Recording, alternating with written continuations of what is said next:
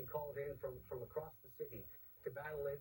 It spread from vegetation and trees into a nearby neighborhood on Quigley Street, burning at least 2 homes. And of course, that's just the early assessment. We don't know, once crews get in here and more information is passed down, if there may have been other homes or buildings that may have been impacted by this fire.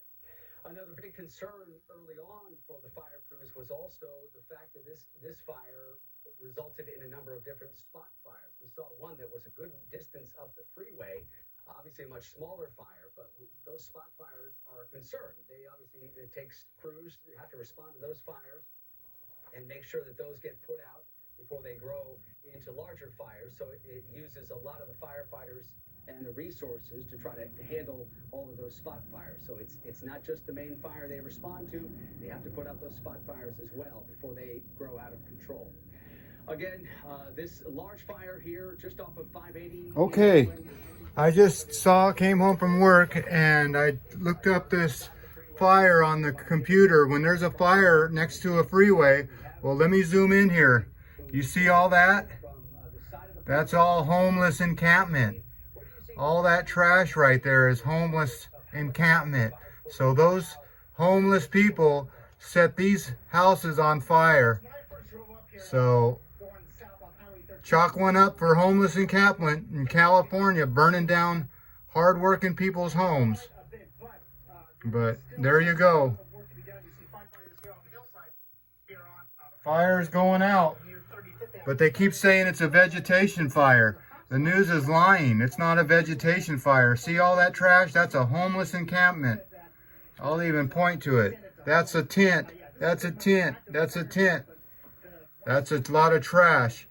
So if you go on the other side of the freeway, there's nothing there. So we know what caused this fire. Sad to say, another homeless encampment fire burning down houses. Well, let me mute this television and just say, yes, that the homeless have destroyed a neighborhood of at least 4 houses.